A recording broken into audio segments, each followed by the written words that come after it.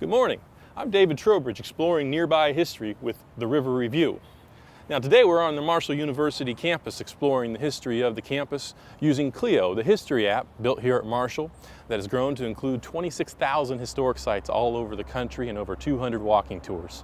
Now one of the walking tours you can take right here at Marshall University. You can walk around campus and it will unlock the history of each of the buildings and markers and monuments. And you can hear stories of people that came here, alumni, people from Chad Pennington, all the way to Brad Smith, the CEO of Intuit. Now today we're at the statue of John Marshall, namesake of Marshall University. Now I often ask my students, who was John Marshall?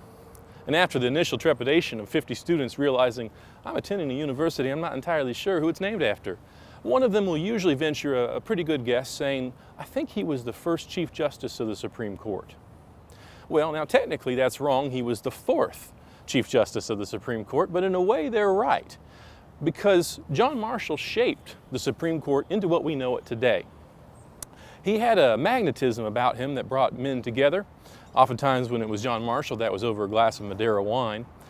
And he was able to meld the court into a unified body, whereas before they would issue independent opinions. He decided that they would come together and issue one opinion in each case. And so by 1803, the court had become enough of a unified body that they were able to issue a judgment in a case that suggested the Constitution was a body of laws that needed to be interpreted by the federal courts, and that the federal courts and the Supreme Court, if they found a law did not follow the Constitution, they could override it.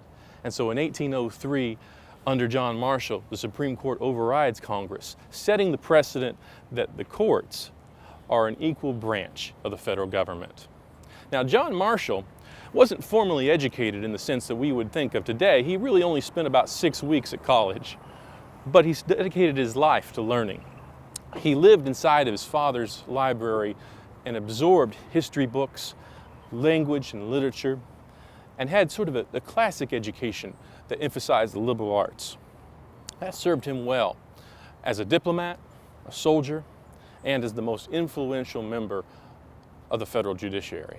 And that's just a taste of the history of this university. I hope you'll explore more with Clio.